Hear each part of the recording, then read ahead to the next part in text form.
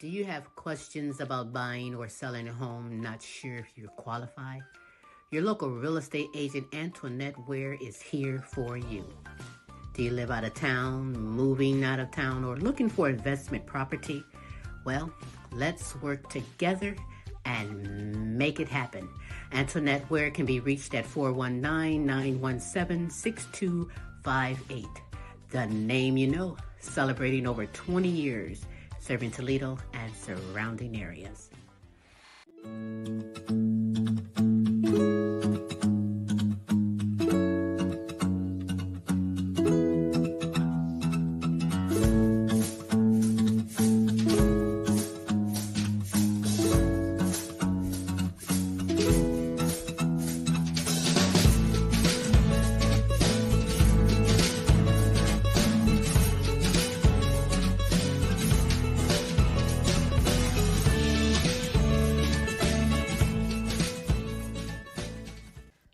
Frida's Cleaning Service is a small family-owned business established in 2003.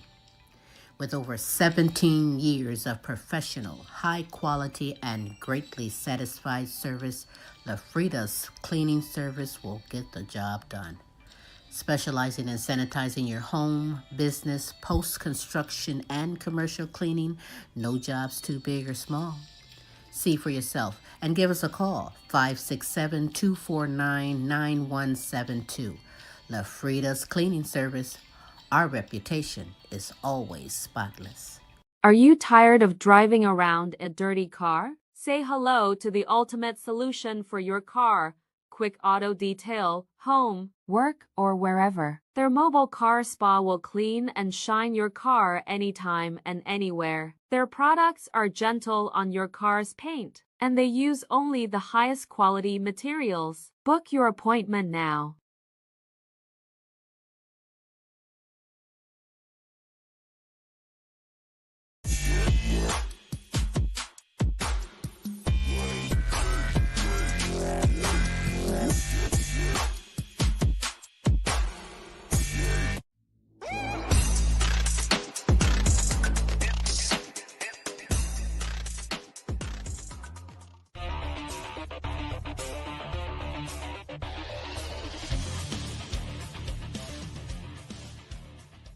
Hi, this is TV comedy impressionist Christopher G from the other side of the pond saying hi, and I love the Queen Silvy show.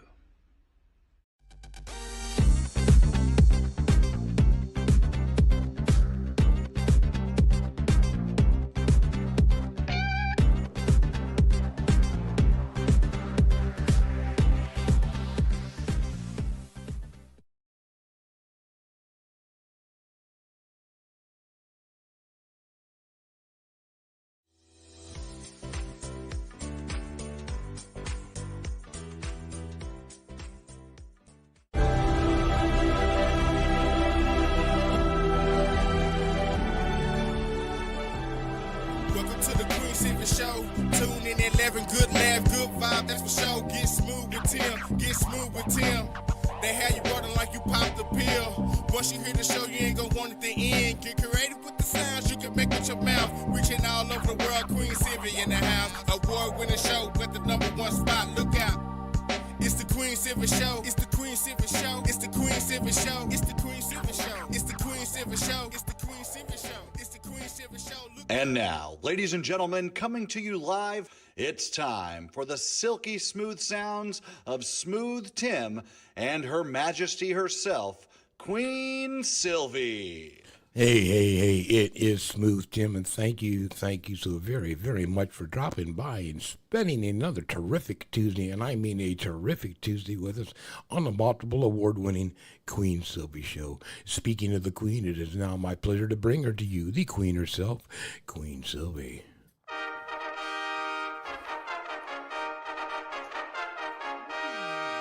Yeah. For he is absolutely correct. It is me, Queen. Silvy, on this terrific Tuesday, the Queen Silvy Show. Good morning, good afternoon, and good evening, depending on where you are in this great world today. Ooh, I hope you're ready, because, baby, we have some super greatness in store for you. Yes. Indeed, indeed. Smooth, how are you today? I am doing terrific on this Tuesday, Queen, and how are you doing? As always, I'm super califragilistic. Expialidocious, I suppose. Okay, well. Yes, I am wow, amazing. you know, 24/7, 365, you're always amazing. I know, right? Go on and pinch yourself, right? Go on now. Because it's true. I am amazing. I bruise easy, so I'm not going to pinch myself. Yeah, smack yourself, pinch yourself, but it is true, for I am amazing. But you are amazing, Smooth. You are amazing. We have an amazing guest today, as well as a few announcements, yes? You know what? Absolutely. Right from the top of the guest, we have everybody's going to know our guest, Mr. Thaao Penghlis. He is, if you haven't seen him on daytime TV, you've seen him a whole lot of other places. Let me tell you, folks, Yes. he is. You're going to recognize him when you see the gentleman. Otherwise, hey, geez, we got some snow on the ground today, and still, a little transition from over the weekend. So that was a surprise. And, hey, I guess winter is here, I'll folks. take it. Bring it. You ready to get out on the sleigh? Do a little I bit, didn't say all that, but get I out said there and I'd sing take some it. Christmas carols? Nah. Okay. I just like looking Just out checking. the window at it. Well, Looks I'm all real pretty. bundled up. Didn't say I want to get in it, Looks but real pretty. Yeah, okay. Gotcha. Otherwise, hey, hearts prayers going out around the world to everybody that may be, a bit hungry, because we know there's still situations going on around the world and domestically. So, hey, our thoughts and prayers are with absolutely all of you people. absolutely. Otherwise, hey, that's about it, Queen. Well, thank you so much, Smooth. I'm honored and happy to have you here. You do have time to be kind and spread the word for someone else to go on in and get the super greatness we have in store for you. Before we get things going, before I have a magnificent conversation with my guests, what I like to do at this moment is I like to share some motivational words from the Queen Silvy Show to you. You know, the person born with a talent they're meant to use will find their greatest happiness in using it. I mean, you can have all the talent in the world, but without determination, you won't get very far. Yes, you see, talent determines what you can do. Your motivation determines how much you're willing to do, and your attitude determines how well you do it. I mean, yeah, everybody has talent, right? But it's just a matter of moving around until you discover what it is. And believe me, your talent is God's gift to you.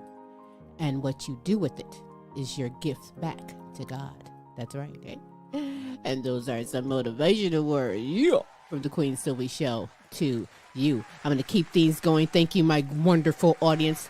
But I must give some shout outs. I must represent my good friends, my good kings and queens all over. Like you, Pepper Gomez, and Wake Up Music. Wake Up Music rocks. Holistic health advocate Marva Riley. Marie McKenzie and the International Sexual Assault Recovery Institute. Carmen Jewel and Massage Therapy by Carmen. Simone Enterprise and Entertainment Company and the Simone Family Foundation. A Journey Through Healing with Beatrice Crawford, Daniel Lee. Shout out to you. Kenzie Patino, Queen Jenna, Queen Ashley, Follette Clark, and Kenneth Rawls. Shout out to you. The Helen Myers, Peace Myers, Corey and Casey Patino, and Joan Mercer. Shout out to you. To Queen Aaliyah, Asia, Tay, Maya, Camille, and Dejour. Shout out to you. To my grandchildren and my great-grandchildren, that's right. Shout out to you. Jonathan Easley, Lee Allen Sr., Wade and Katrina, Melvin and Teresa, Wade and Katrina. Did I say that? Wade and Katrina. Hello, shout out to send my check to Melvin and Teresa, Kaki, and Mike. Shout out to you. Queen Sonia, Kaki, Shanika, Alana, Brianna, and Precious. Shout out to you. To my good friends in Texas, Nancy, Delia, and Chrissy from where? Fort Worth, Texas. Yippee-yi-oh. Yippee-yi-oh. Okay. To Ryan and the All-American Boys, Matt and Tracy, and the All-American Girls. Oi. Shout out to you. To Pam Anderson, C. Shorty Franklin, Patricia Wilhelm McGiffin, Renita Easley, Gold Rosa, Donna Ferry, and Pam Bailey. Shout out to you. To my good friends in Africa, Amy Kanima, Webster Rito Hostile Flow, and Hero Boy, and Princess Aria Lua. Shout out to you. Sabrina Williams, Pinky Herman, Sassy Savage, Robin Taylor, DJ Team Broke, 100. Shout out to you. To my good friends in United Kingdom, Beth Lambert, Nicola Jones, Bethany Jones, and Kay Cross. Top of the day, mate. Top of the day, mate. To go with it. Lorenzo Gabaneza, Christine Lewis Anderson, James and Audrey, Sirius Edition, and Nana Linda Hartley. Jadoti. To Edith Verhoek, Queen D. Brown, Sandra and Ben Johnson, Melody Gorb Dobb, Miguel Montalban, Brian Pearson, and my good friend, Joe Maz. Jadoti. That's right. Ooh. Hey, listen, if you would love to be shouted out, if you have someone you would love for us to represent and shout out, baby, listen, hey, come here. We'll hook you up 3 days a week, every Tuesday, with the multiple award-winning The Queen Silvy Show, every Wednesday with Tim's Tidbits, and again every Thursday with the Now You Know Show with Queen Silvy and Smooth Tim, as we bring the best in live entertainment, talents, topics, and resources from around the world just for you. Check out this resource. And when we get back, hey, the ball is rolling with super greatness we have in store for you on The Queen Silvy Show. Join me every Tuesday for fun and games and play for cash. That's right. Sylvia Mid, the fun word guessing game is back and you can come aboard and play. It's simple. Just email us your name and contact information and you are in there, baby. Yeah. Yeah. Hey, we are back on this terrific Tuesday.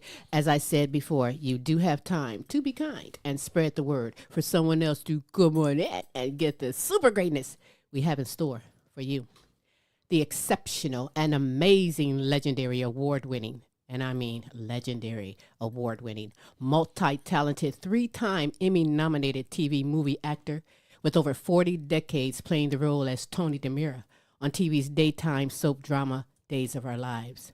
But hey, the success continues beyond television and movies. Discussing his cookbook, Seducing Celebrities One Meal at a Time, sharing his world travels, and popular podcast, The Great Escape. Live, I introduce to you TV movie actor, writer, producer, author, historian, podcast host, Thaao Penghlis. All that. Good day, good day. Thank you so much for taking the time being here on the Queen Silvy Show. We are honored. Oh, listen, thank you very much. It's a pleasure to be with you. You know, I've seen it written many times that you're an Australian-born actor, but you were actually born in the Sydney suburbs of Surrey Hill, Australia. Am I correct about that? Yes, yes. Okay. So what was the reason? A long time ago. Yes. But what was the reason for your mom, your dad, and your siblings to make Australia your home? Well, I think part of it was the immigration policy that Australia was serving at the time. And also because we'd come out of a really tough period with the Ottomans, the occupation of the Turks. Mm-hmm. And I think that really devastated a lot of the country because of its control over over the people of Greece. And also, I think people were looking to have much more prosperity, and I think Australia was offering that. Mm. So, and they were also looking for a labor force. So my father started from the bottom, really. I don't know how he did it. He was a cane cutter in northern Australia. Mm. And then he worked for General Motors. And then my mother did embroidery. And that's how we survived in going to school, going to English school during the day and then Greek school in the evenings. Wow. So, because my mother never spoke English all those years. Wow. She never spoke English. So we were bilingual. And then, of course, you go to the school, and then it wasn't easy in those early days because immigrants, it's like any country, you know. At first, the first generation is people like to call you names, and because they don't understand and because there's a lot of ignorance. Mm-hmm. And they don't know how to embrace a foreign culture because they have no idea from what that culture has offered the world. And so there was a lot of ignorance in those days. And so it was a bit of a struggle, but I always thought one day I would come to America. It was part of my dream, I think. And it was through the movies, actually, that I got to dream about, you know, America at the time. There was a wonderful innocence about it. Mm. And not so much so anymore, but there was in those days. I mean, people had manners, people treated each other in a certain way. So it was a different, it was kind of the golden age. Yeah. When I went to New York, and but I met some great people, and I stayed there for 10 years. Well, Theo, I find you to be fascinating. And I really mean this. I've done my homework. I've learned things that I didn't even know about you besides watching you on Days of Our Lives. But I find you to be fascinating because of your passions and the various purposes in your life that has multiplied, to an awesome legacy.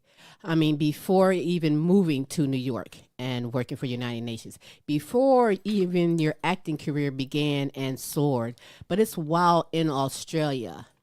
I find that to be fascinating that you even worked for the immigration service to help Greek immigrants who are seeking Australian citizenship. But, tell me, why did you make such a difference for so many people? Understanding immigrants, understanding the struggle they have in coming to a foreign culture, especially where you didn't speak the language, it was a shock to a lot of immigrants. And when I became an immigration official, I started to understand, I got to understand what I was brought up to understand about other human beings who are looking for a better life. I didn't, point fingers and call them names. I got to understand you have to have compassion in that kind of work. Right. When you're meeting people who have enormous struggle. And so I met a lot of immigrants that way. But what it did for me, it expanded my humanity in a sense. I got to understand my core better, my feelings better, my sensitivity was developed because a lot of the things I got to understand was through intuition and to listening to people's situations. And I learned a lot by listening. And I learned a lot by offering them a better idea about what the country is. After all, we were the entrance into the country. As officials. They came to meet us. And because I was Greek heritage and spoke the language, they felt there was some kind of relationship there, a trust. And so my job was to make them feel like their journey in the That's unique awesome. form of life. Yeah, it was, That when I look is back at it, it was one of the best educations I had. absolutely. Early on, show business wasn't even the original plan for you. I mean, you was interested in, probably I'm sure you still are, in art history, and you actually planned to be an archaeologist, which I think, in my opinion, you engulfed even more of that through your travels, which we'll talk about in just a moment. But what sparked and solidified your passion for archaeology? I think there was nothing for me more exciting than digging in the earth and finding something for the first time that had surfaced in 2,000 years, say, or 3,000 years. I've had a lot of those experiences of discovery. I loved Egyptian history. That's why I've been there 14 times. But Wow. and I did discover things in the earth, and also Greece, on the island of Delos. I found some wonderful ancient jewelry and perfume bottles. I discovered them in the earth when I was digging. You weren't supposed to, but that was my joy and that's how I got off. And then I would put them back into the earth and allow the natural archaeologists to do their job. But for me, it was just self-discovery. And what it did was it gave me a broader perspective, not only of understanding that culture that I was exploring, but a better sense of my own self. Wow, you Because the are. way we broaden ourselves is how we look upon things without judgment and allowing ourselves to have the experience of what that moment must be like. Wow. To me, I would think that you are an only child when you do have siblings because your mindset and the adventures and all the things that you are attracted to and interested in. I would think, oh, this guy is a only child who's can do all these things. But how was your siblings? What was the relationship with you and your siblings? Were they also interested in those things? No. No. Excuse me. My brother, I sometimes say to him, my brother George, I said, what happened? Did all the curiosity stop with me? Because he's the youngest. And my sisters came first. I don't know, why does one child become and develop differently from others? I was always curious. I thought there was something I think it was because we were so poor, and because my brother and I slept in the same bed and my sisters in the same room, and they slept together. And that went on until we were 14. And then my mother, thank God, was able to accumulate enough money to buy a house in the suburbs. Mm-hmm. Now, the area that we left is more expensive because it's in the city than it was when we were growing up.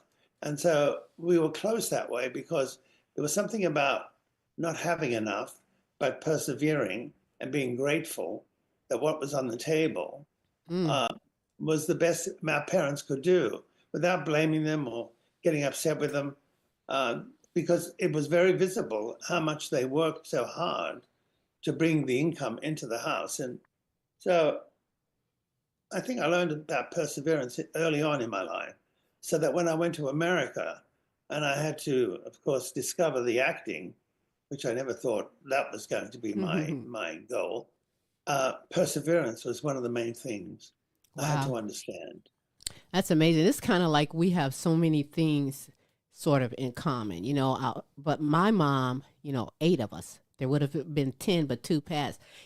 Talk about survival, and there was no father in the home. We had the peer pressure from like school. We can't afford those shoes and those clothes. So she learned how to sew and make do. She's always made do and improvise every situation to keep us uplifted, to show us that there's more out there away from the hood as where I was from. I'll never go backwards. I'll continue to go forward, continue making a difference because I've seen her make a difference for others while carrying 8 children. Our parents, God bless our parents because, there's no book that comes with how to be a parent.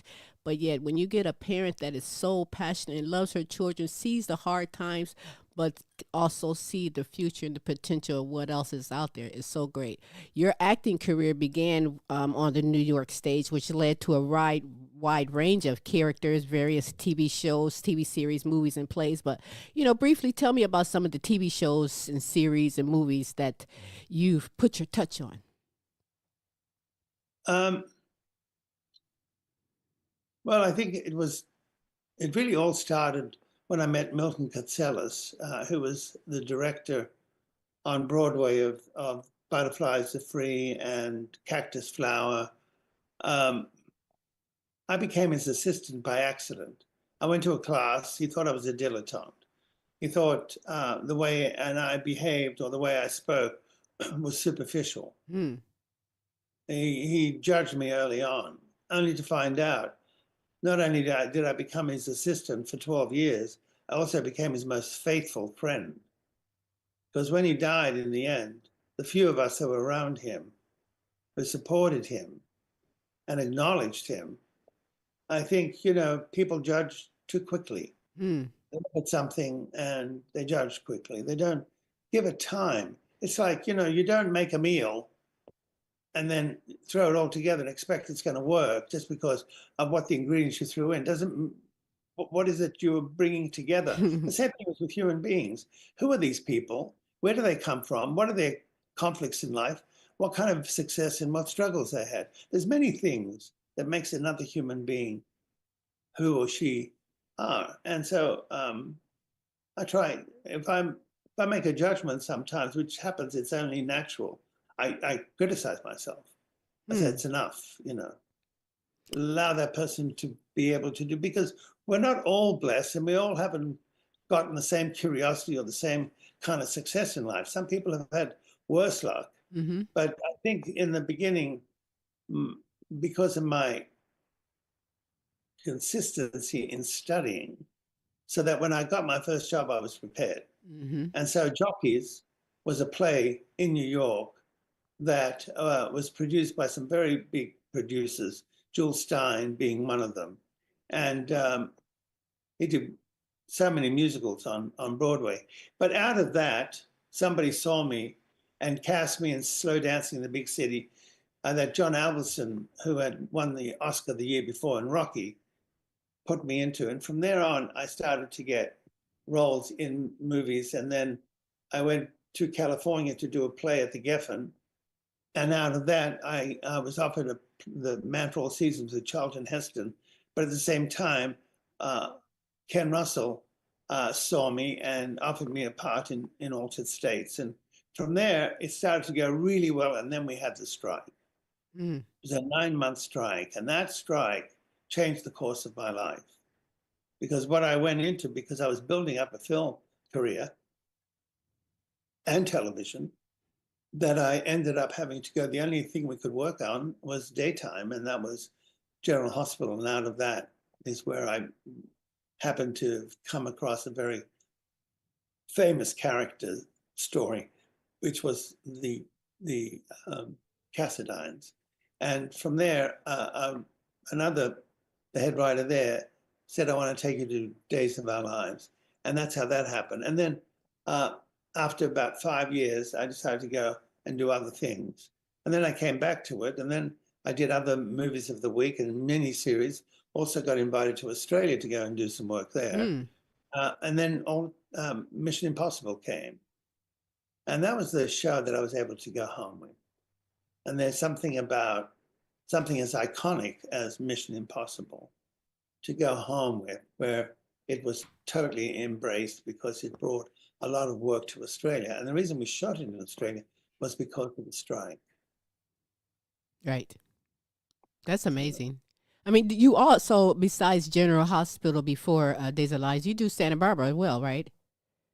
Yes, I did Santa Barbara for 9 months. It's not a particular show I kind of think about. I think it was because the producer approached me socially and said, listen, we're going to do the great story of the year.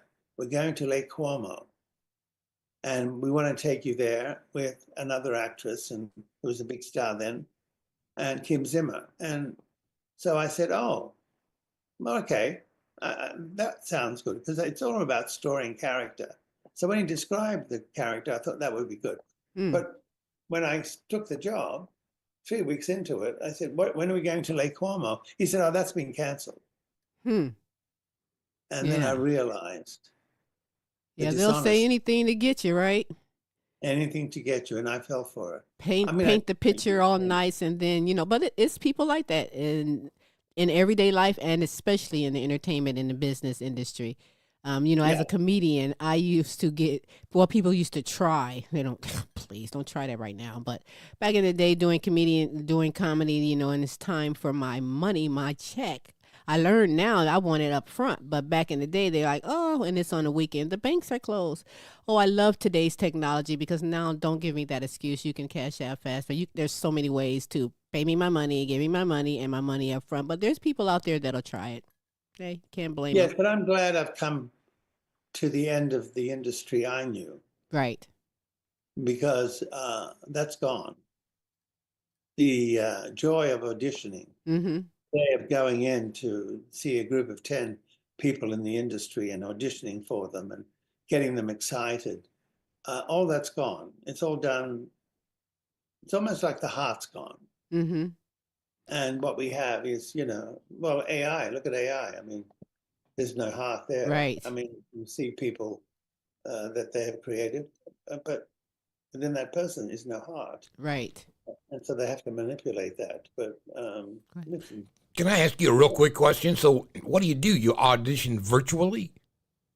Yeah, well, yes, you audition from home.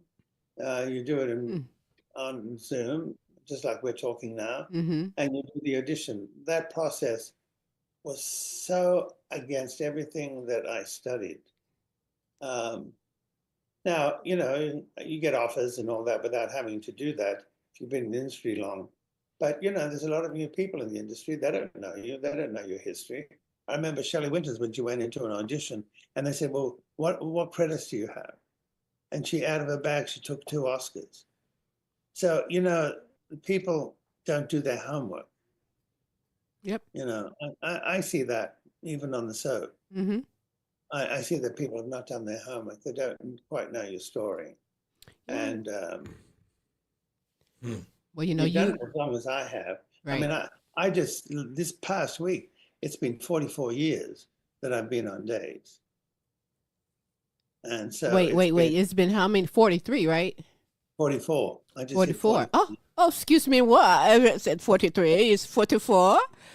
44 years on the Emmy award-winning daytime soap Days of Our Lives. Oh yeah, there I am. Yeah, You know, they just actually, were you there celebrating with them Days of Our Lives 60th anniversary?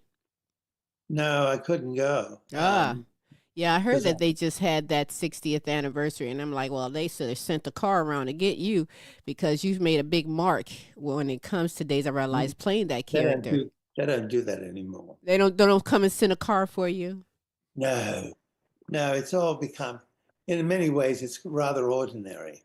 They're like, take You as Uber. an actor have to try to make it as extraordinary as possible when you're interpreting the material. Mm-hmm. But there's no romance. That's gone. It's It's, all you know, changed. 5, 4, 3, 2, do the scene, next, and they want one take. They don't want to go beyond one take. Wow. So you better know your material. Wow. And but Well, still, you know, it's for those of us who've done it for a long time, have great memories. right. So now it's about time and money. Isn't everything now? Right. Everything is about money. That's every time you hear something, it's about money. Mm-hmm. Like we don't realize what we're doing to ourselves. Because I say to them, so what are you going to do with the money when you go? When you go to the other side, you're not taking any of the money. So what are you going to do with it? Right. So they're building up all these fortunes instead of helping others or Right. giving to others. And to Absolutely. share, I don't understand these billionaires, but the people starving and everything, I do not understand how they can face themselves with that kind of greed. I and agree. share it with others. I mean, that's why, you know, there are some wonderful billionaires that do that, you know, but Well, you I know, don't get into too you much have some politics, people, but that other billionaire club I don't like. yes, well, we do have some people in office who steal from charities, Yeah. you know, Yeah. they pretend and I don't know how they're going to face. I don't know what the other side's like, but I wouldn't like to take the chance of having to pass over and then suddenly find out who I was. Hmm. You know, Absolutely. there's something that. Sorry. I said an embezzler. Yeah, some of these people will embezzle from the various charity foundations, and shame on them. It'll catch up with them. I don't understand how people. I think there's a gene missing. Hmm. There's How do you something look at missing. people struggling? You look at countries, other countries that are really struggling, and you steal for what? To put Right. more money in your bank account? I don't understand that. As you said, Thaao, as you said, karma will catch up with you. Sure will. No matter what you believe in. Yeah. I think no matter what you believe in, there's karma involved, and it'll catch up with you. Well, I've got some wonderful friends around me who are very spiritual and have been most of their lives and explored many areas so they can have a better understanding of themselves. I mean, Diane Ladd, who just died, she and I started doing metaphysics at the same time. And then we met later on and we worked together. And then from there, I went to the Oscars with her and she was nominated. And I remember all the metaphysics conversations that we had, which has kind of gone onto the wayside now because everybody's pushing for their kind of idea of what success is. Hmm. And in the end, you know, what kind of foundation have you built that you stand on? Absolutely. So no, I agree. I don't know that these people, when they face themselves, and they have to, I mean, that's part of life, isn't it? Mm-hmm. Yes, it And you is. face yourselves and what kind, and then you see all the bigotry. I do not understand that. I do not understand how people point fingers to other, and you think, well, what makes you different? Hmm. What makes you feel superior? The only reason they're doing it is because they're insecure people.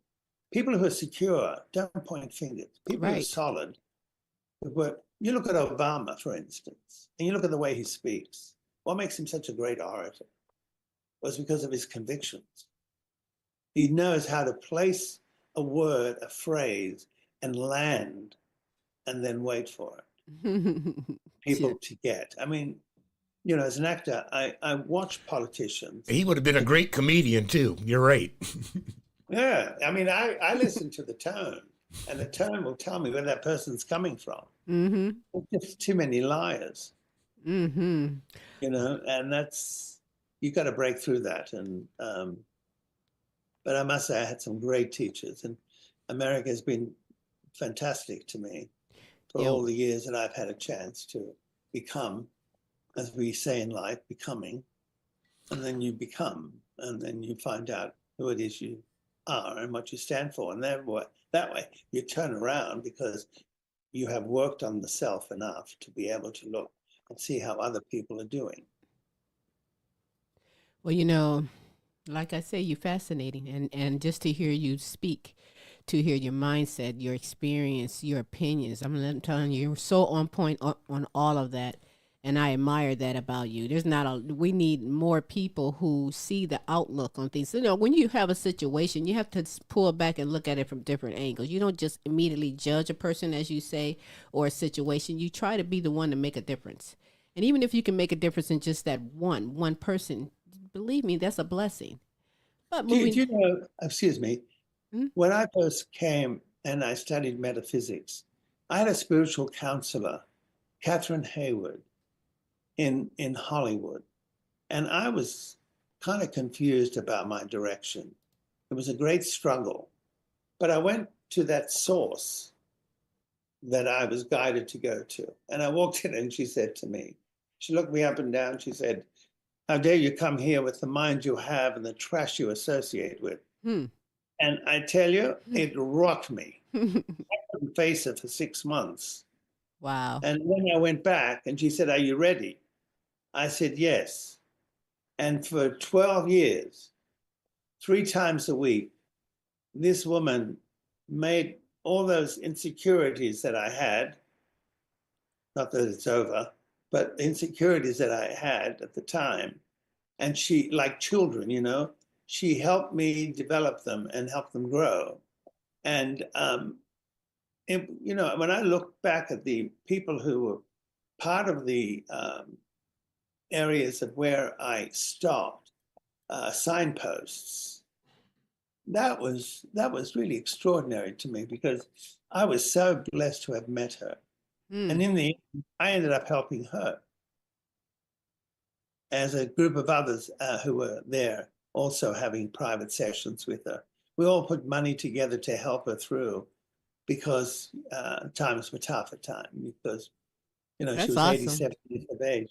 But I'll always remember the things she taught me and meditation and being able to understand how do you center yourself. Mm-hmm. Because I find that no matter what you do in life, no matter what the approach is, whatever the workforce is or the people that you meet, you have to come from your core. Mm-hmm. That's where your great source is. That's where Absolutely. all the beauty of what you have collected through your life in understanding the process is where that source is. And if you can come from that center, then it all flows. It helps you grow. What makes some people walk in a room and have a joy about them without them doing anything except walk in the room? Right. There's something about the development of I self. felt that. I know what that feels like. It's that aura. It's just something about that person that you can just tell. You can see. You know. Yeah. But Yes. but did you have anything, Smooth? But I didn't mean to jump off of the soap opera because listen, you're a man with you're not like the three wise men, but you're a wise man with a lot to tell, a lot of intellect to tell. And I can tell that even, in fact, let me ask you your opinion on physicians and doctors here, because when you talk spiritualness, I'm that way when it comes to physicians and doctors. No offense to any of them, they do their job, but a lot of that is not what people need. They need to learn themselves. They need to learn how to nurture their body and then learn how to heal in other ways than the ways that physicians and the government is going through. I want to know, do you agree with that? Yes. I mean, part of the healing process is part of the way you treat yourself Mm-hmm. and how you get in touch with yourself. They will, in many ways, I don't trust doctors very much anymore Neither do I. because they come in. I was at the hospital recently and a doctor came in. He gave me 5 minutes and left. That's how they do. And they have no sense of who you are. They just give you all the information and then they leave. So the next time they came, I told them, problem between you and I is that you don't listen. He says, what? I said, you don't listen. you're too busy going from one patient to another, Mm-hmm. without finishing what that patient needs. Yep. Because you don't really inquire, you just give them facts. You don't give them humanity. Yep. And so, you are so right. and also, my brother was saying that he had to take statins, and I said to him, do you know what statins do? Do you know what are the repercussions? They're too quick to give you a drug. And then you find out that a lot of the doctors are paid off by the drug company. Yep. Yep. And then you're going, oh. So when a doctor says to me, oh, your cholesterol's is high, you need to get some statins. And I said, no. What are the side effects? I said, why would I want to take that? Right. I'll do it myself naturally. Right. And that's what a lot of people need to do, is to do their own homework and research into themselves, even into their family history. I mean, sure, genetics, you can't get away from genetics, but you can learn how to stay. My favorite word is stable. Stable.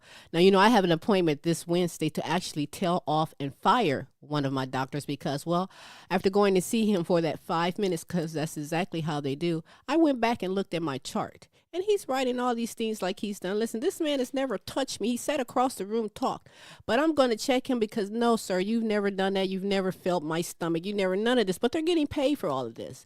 And you're right. All they want to do is push pills. You can say, oh, doctor, I have a headache. Here's a pill for it. But it makes my stomach hurt. Here's a pill for it. But, all pill. And that's not the way to do it. Because, yeah, you're right. Them side effects can kill you, too. Yeah, because then you say, oh, well, then later I'm going to have, my legs are going to be not as stable. Right. There's so many things that, and you think to yourself, why don't you go and do some research? Mm-hmm. People are just too gullible. Why don't you do some research and find out? Yep. Because cholesterol is a thing that's natural, that we develop in our bodies, but they want to completely suppress it all, Mm-hmm. and then give you drugs, and then you become dependent on them. So that's why the drug companies, I mean, you can't trust them. No, And then you can't. the other thing was, my sister, oh, no, I can't change. The doctor said, and I said, they put all their faith because they don't sense at all, well, let me see what else I can do. What are the alternatives? I think, I went to my Chinese doctor. I went to a Chinese doctor and got natural things, herbs and teas. Yes, and all teas. that. Yes. Yeah, and all that without having to put, because the doctor said, well, what pills do you take? I said, I don't take any. You don't take any? I said, no, I don't even drink. I said, that's why I don't drink. I said, I came to the point in my life where all of that is because I don't know myself. People who reach for a drink or reach to be social and have a cigarette, when you quieten down the body and quiet down the needs of what it's wanting to feel more secure, it's amazing what you end up finding out about who you are. I want to say something to you about what you just said about when it comes to, I'm 5 years cancer free.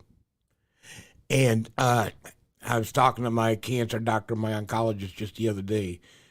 Yeah, I am on absolutely no drugs, no vitamin, don't drink, don't smoke.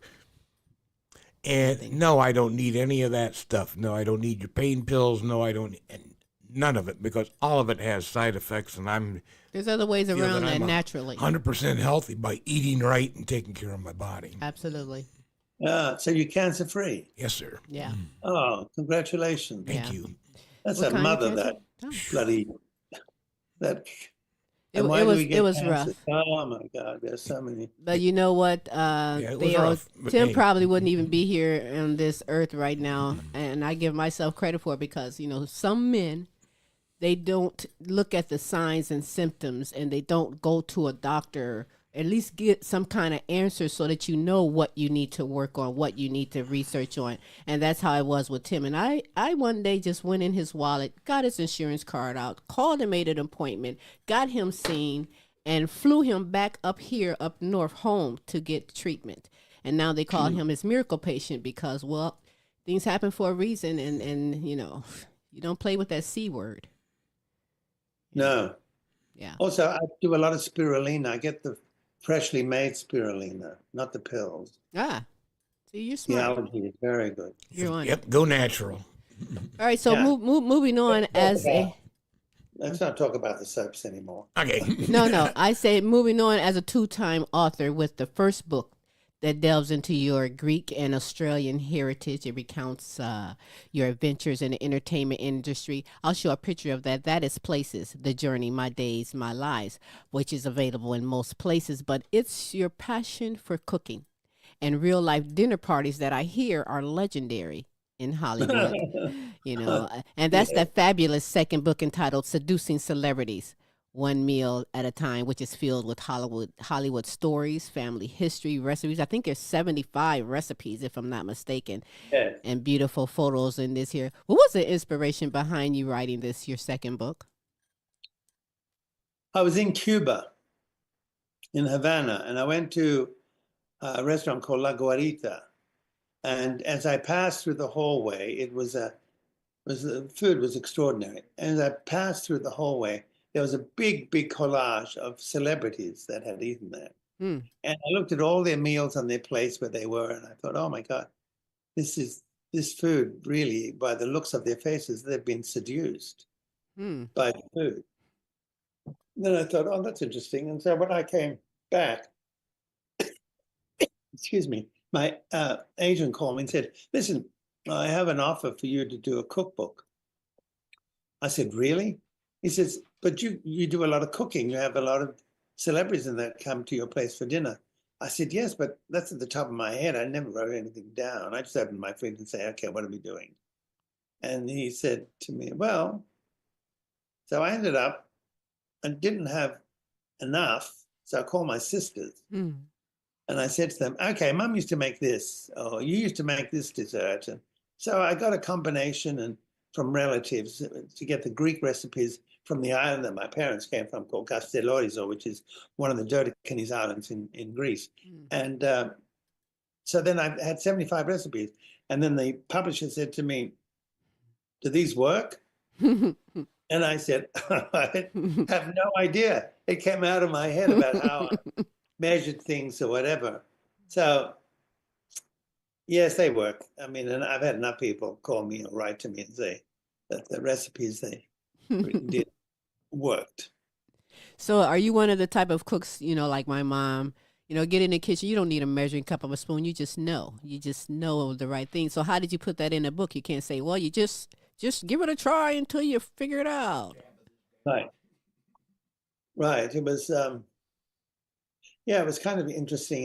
It took me 6 months to put it all together because I had to develop the stories of those celebrities that I had cooked for, or those who I worked with but didn't cook for, but I imagined what would have been like Omar Sharif, who was Egyptian and lived in Paris.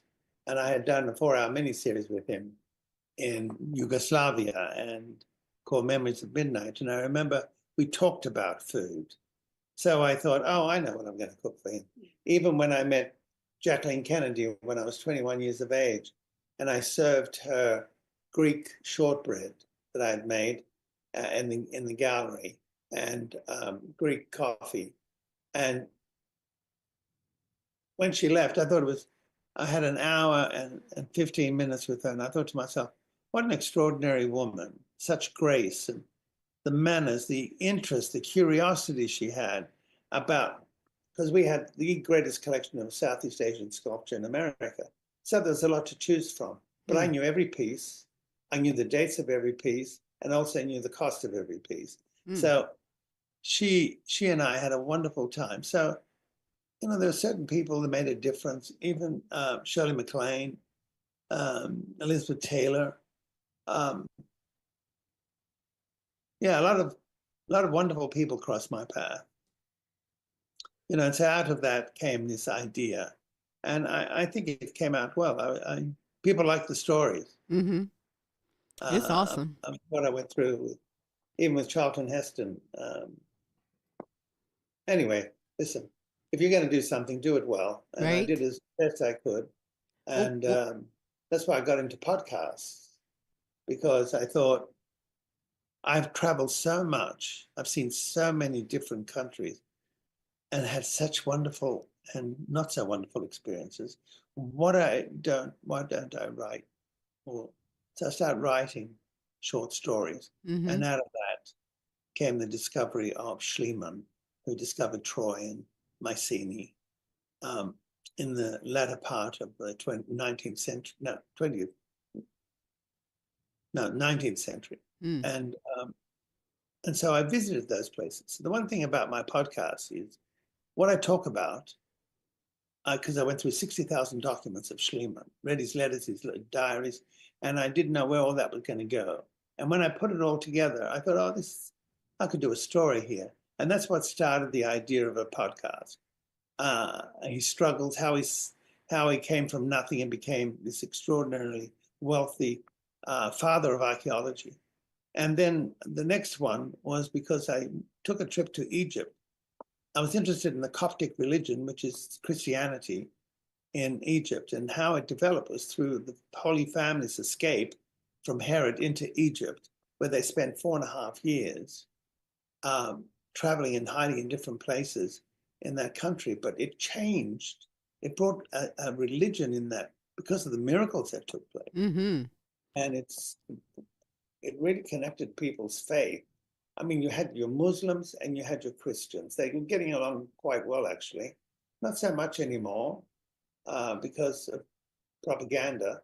But I have to say, that was an incredible journey to go up and down the Nile and sit in a cave where they spent months, or in a church where underneath the church, the monk would take me down into a special area, which was not open to the public, and sit there and just take the energy and the feeling of what I got in those places. And so I did that for 2 weeks. And I have to tell you, by the time I finished, I mean, I felt quite blessed. I was, it was a pilgrimage. I understand. I would find that quite interesting because you don't learn a lot about that, in when you get your theological teachings through the church. You don't learn a whole lot about, what happened in those times with Jesus and his family. Yeah. That's just kind of like Well, what a you little see is blank hole. Isn't it? You see postcards. Mm-hmm. You see the postcard of the 3 wise men. You see the postcard Right. of Mary and Joseph with the Christ child. What people get surprised to find out is that the 3 wise men that came from a place called Saba in northern Persia, they were the astronomers, astrologers, the psychics for the court, for the Persian court.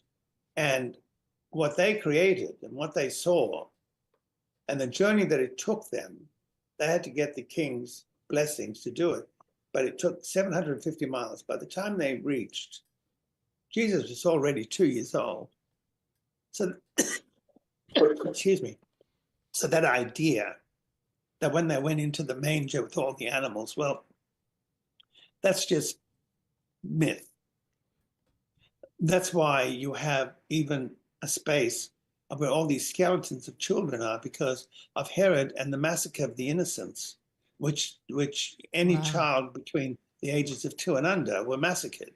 And that's why they escaped. Right. And they found themselves having to be ahead of Herod's secret police. So that's the story. So the introduction of that first one is my journey that I took in following all these different sacred spaces that the Pope had proclaimed as being sacred. What we're talking about is the Great Escape. Yes.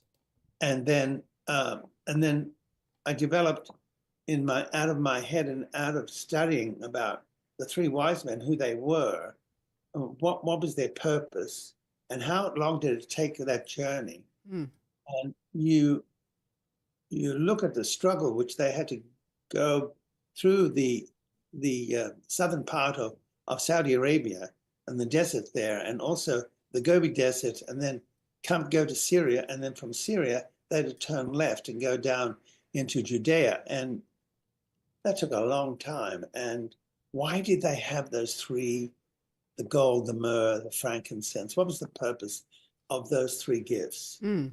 Because gold represented the king.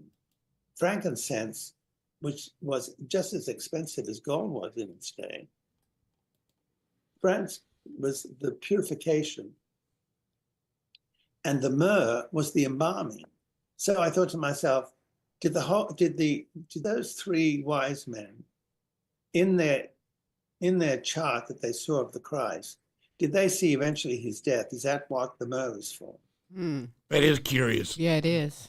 It really You know, is. and so when they finally escaped and went into, and then you follow the route, and a lot of the places that are caves or the churches up on a hill. And there was one church that in Samanud, and I went up to the top of it. I climbed all these stairs up, and I wanted to know, why was it called the Church of the Palm? And that was because when the Christ child, his parents, there was a rock that began to fall, and he placed his hand up, and he surprised his family about what he was doing and how the hand imprinted on the rock. And that's why they call it the Church of the Palm. And so when I went there and I saw these children, every July, thousands and thousands of pilgrims go. And I have to tell you, I love the way it turned out. And Jill Santa Benez did such wonderful work on the sound effects. Yes. So yes, that you really feel you're in it. Yes. In the country with the sounds that she created. And then she would put it past, listen to certain musics and sounds, and then we incorporated. So she was just wonderful to work with. And as opposed to the people I worked with on Schliemann, they were my agents. And that was a sad experience in many ways, because I put a lot of work into that, and they took a long time to do it. And then I found out then the agency closed down because the head of the agency was arrested.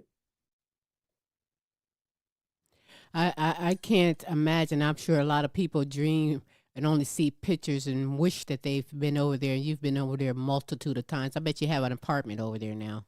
No, but one of my dreams is, you go over there. When I totally retire, I want to go and spend 3 months on the Nile. Well, have you ever been? Have you ever sailed? That is, onto the sea where the disciples fished yet? Oh yes, the Sea of Galilee. Yes. Yes, I went when I went to Israel. Oh yes, I did all that. I also dived in with my clothes on into that water. And then I turned around to the monk who was with me, and I said, please take me to a restaurant where they served the fish that the Christ had served his people. Wow. And I went to the restaurant and I said, I want that fish. And they brought it to me on a platter. And I said, yes. It was like almost like it's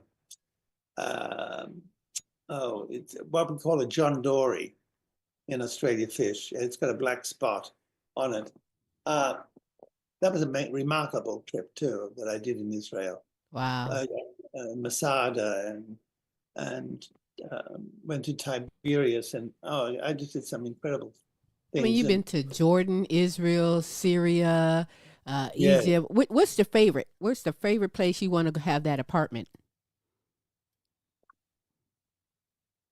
I think along the Nile. There's something about the sunsets there and the sounds of the minaret, where they're calling to prayer, and also seeing the feluccas, the boats sailing along at dusk is magnificent.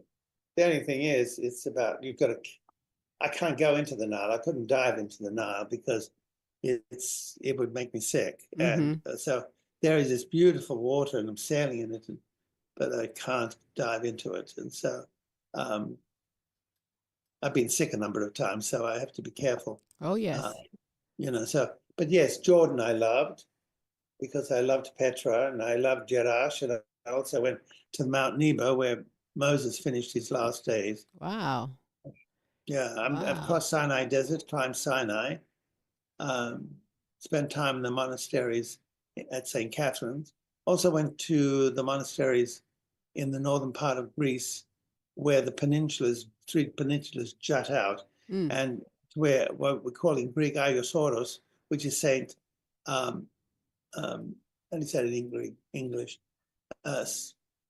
Saint Oros, O-R-O-S. I think that's how you pronounce it in English too.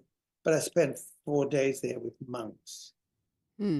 what was amazing was 14 monks who came from Australia were big fans of Mission Impossible. While they were studying theology in Australia, they were watching Mission Impossible. So when I walked in, I cannot tell you what it was like. I'm there trying to find humility and spend time with these monks because they do nothing but prayer. And then, they tell me, Mission Impossible, it's a great. Yeah, they all start going. Ding, ding, ding, ding. That's funny. Yeah, that was it. But listen, Theo, is it true that to this day the Christians of the Holy Land suffer extremely political and economic circumstances?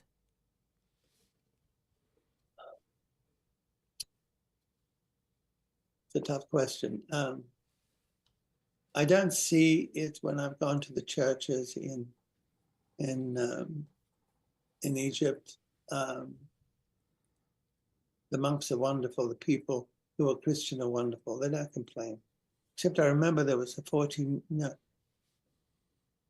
think he was 18, something like that. I was walking in Samanud and looking at this particular spot. And then I was looking at meat hanging in the open air, and I'm thinking, oh, flies. And I remember this young kid came up to me and said, please take me away from here. I don't want to die here. And it said everything, it's all suppressed in many ways. Syria, that wasn't a very welcoming country at the time. I remember going into Damascus and at immigration. They kept me waiting and kept me waiting in this hot area where it had no air conditioning. And they said to me, what are you doing here? You're American. What do you want here? I said, I'm here to discover and experience your history. And they said to me, what history? I said, the one before you. And he spat at me. So I thought, oh, that's a lovely welcome. And so I felt as a Christian that was not. But then, of course, who's to say what we've done to that country? Right. You know what I mean? Right. How we have imposed our. Wow. And Well, so that well, was, you got spit at, but many years ago I had the opportunity to go to Jordan, and I was afraid because, well, as a chocolate queen, I'm gonna stand out, and I didn't want to get hated on or anything, or those type of thoughts played my mind, and that would meant, trust me, this was like 40 years ago. Okay, I know someone there in Jordan now that came here, and now he's there, a doctor, helping his people.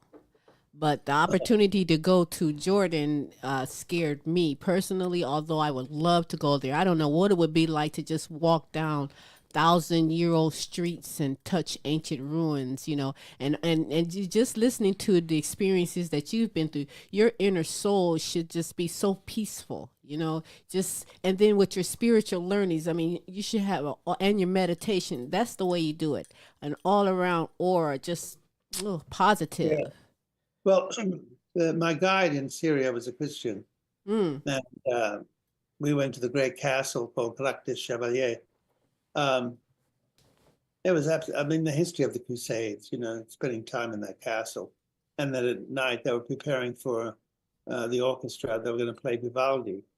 And I thought, wow, what a contrast. You had, there's a big lion's head where they used to pour hot oil to their enemies. And then you look over and they're playing Vivaldi. And the music is just so beautiful and keeps people in a wonderful way. I mean, the Syrians are lovely people, don't get me wrong. I had some wonderful experiences with them. It's just the governments, even when I went to the hotel and I went to give my American Express card and they said, American Express is persona non grata here. And so, because it said America. So I suppose I took a chance going there. But I'm glad I did, because right after that, the war started.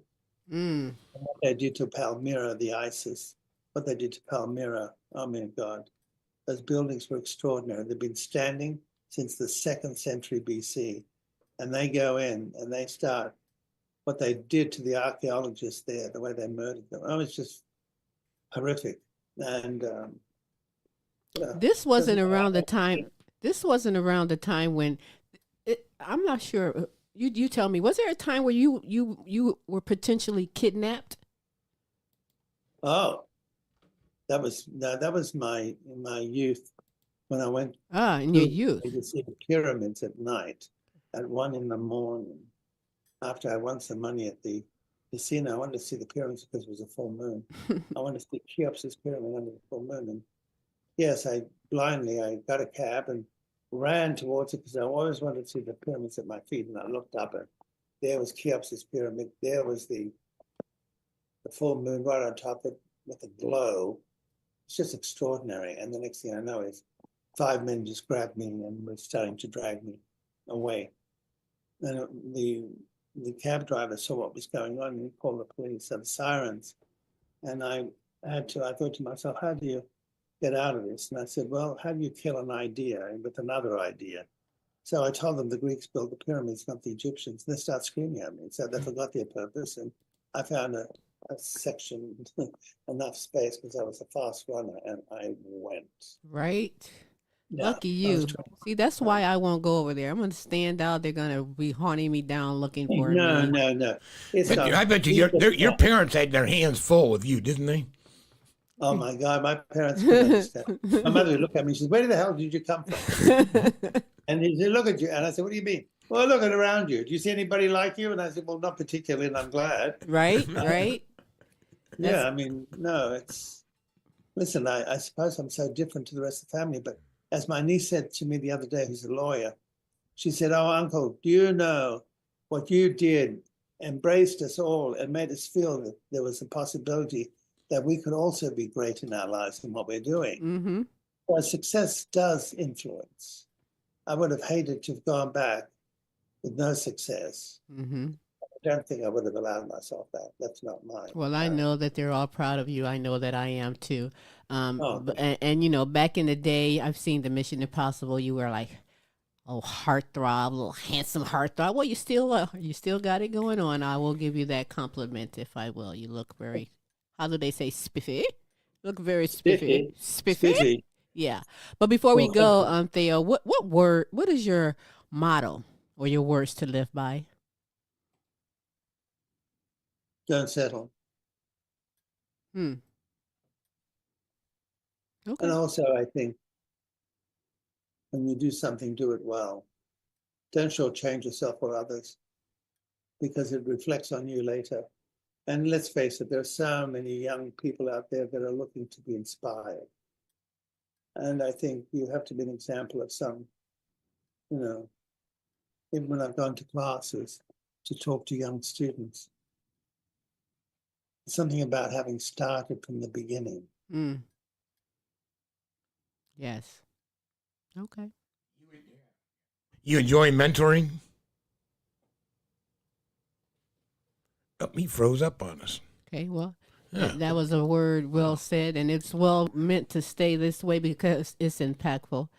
And we enjoy our conversation with Thaao Penghlis. Yeah, he'll be Wonderful back guy in. doing some fantastic things. We were rounding it up anyways right there. He's coming back Oh, on. hang on, I'll bring you back into the show. Yeah. Don't stop. Ooh, ooh, ooh. Hello. Gotcha. There he is. That's quite all right. Let me get him back. Hey, listen, before we go, Thaao, is there anything that you want to add or say that I perhaps didn't ask you? Not really. Because you're sideways right now, and that's cool with me. You're magic. Like, how did he do that? There we go. There, he's an amazing person. That man is magical. You hear me? Sure.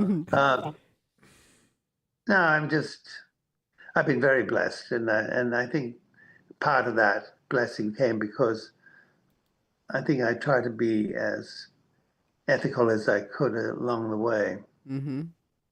And if I wasn't, then there's always somebody around me that would slap me and put me back in my place. So I had great teachers, and yeah. Well, that's all right. You got to follow. Everybody's here for a different reason. The important thing is that you discover what your goal is and what it is you want, and be clear about it, Mm-hmm. and study. You don't want to go into something and be a dilettante. Right. Good words. Good opinion. The podcast, The Great Escape, Part 1 and Part 2, is a true story written and directed, narrated by you, Thaao. How can others go check it out? Where can they go? They can go to Amazon, they can go to Spotify. It's a great adventure. I tell people, I usually don't brag about my work, but I was very pleased about how that story turned out, because I think it's an important one, and also It an is. informative one. And especially now we're coming into Christmas. I Yep. think it would be an ideal time, because it is about miracles, and it is about the influence that this Christ and the family and what they brought to the world. It's a pity we don't have enough of that, but when you're Yeah, in this, it, this is a great time to push that book, because to push the podcast, excuse me, because you're right. This is a time. Look at what's going on with the government, hindering down poor people and all. We need to keep our faith. Faith over fear is my favorite word that I say. And so, Yes. yeah, we need to push this and keep everybody, sound and faithful, optimistic of the future, because it doesn't have to end the way it is right now. No. And so, But thank you very much. I loved the interview with both of you, and thank you for your time. how can you be followed?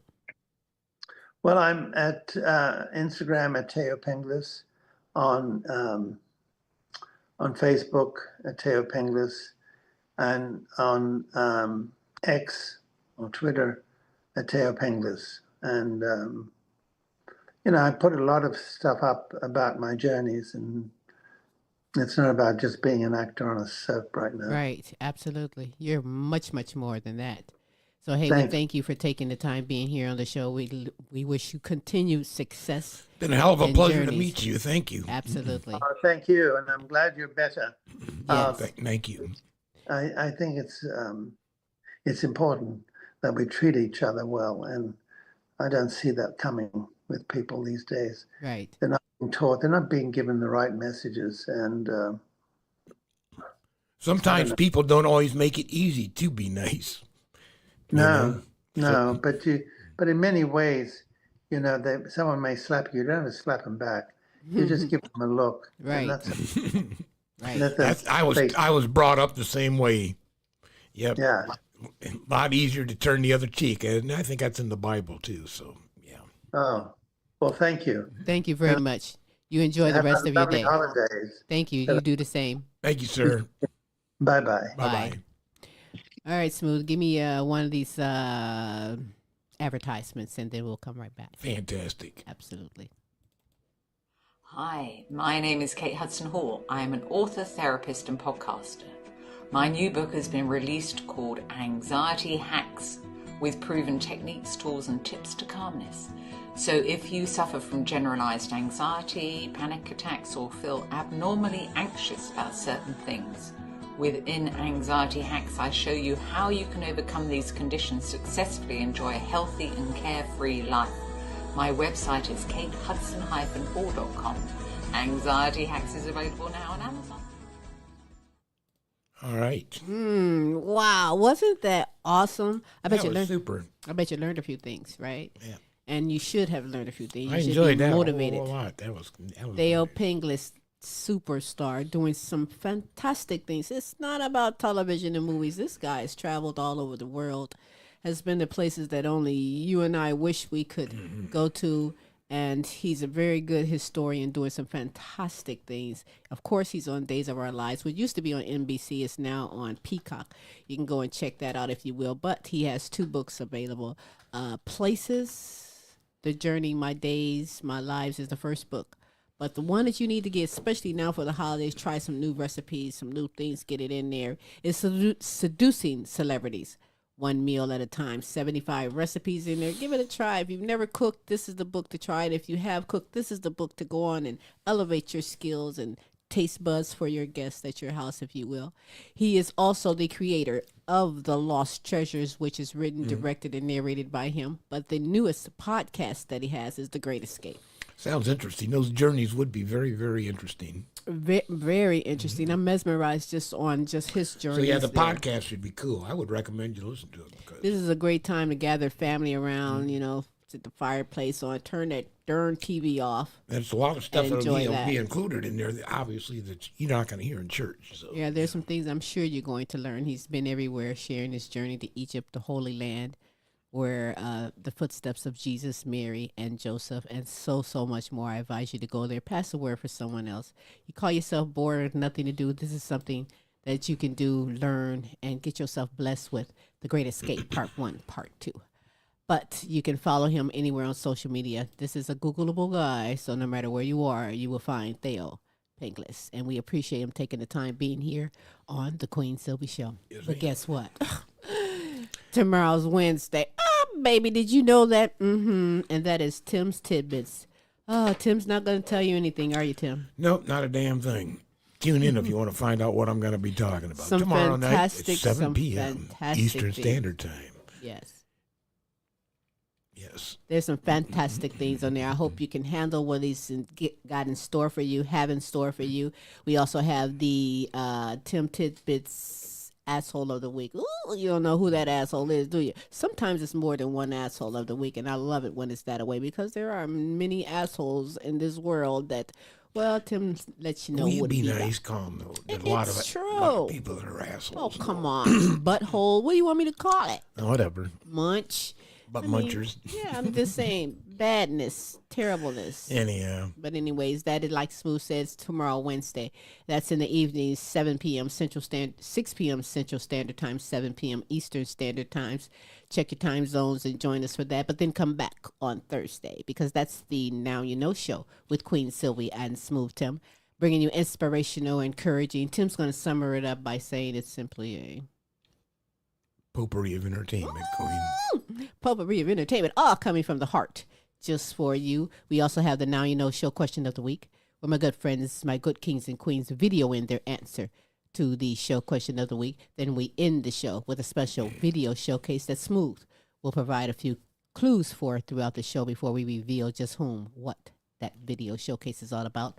That's Thursday, and that's also in the evenings, 6 p.m. Central Standard Time, 7 p.m. Eastern Standard Time. And again, do check your time zones, but join us for the super greatness as we aim to bring the best in live entertainment, talents, topics, and resources from around the world just for you, baby. That's right. So tune in for that. Spread the word, if you will. You know it's Tuesday. I've been fasting, and I've only had my cup of tea, so it's time for me to have a plate of healthy, good food because that is what I'm going to do right now. But we just got done talking about it, so let's go do it. Absolutely. So, hey, with that said, I want you to go out and make the most of your day. Be kind to yourself first, but be kind to your neighbors. Check on your neighbors and your families as well. But nevertheless, with that said, We're out of here. So we'll see you next week. Same Queen time, same Queen station. Hi, I'm Queen Silvy of the multiple award-winning The Queen Silvy Show. You want to expand and get noticed? Then come outside your box and into our world.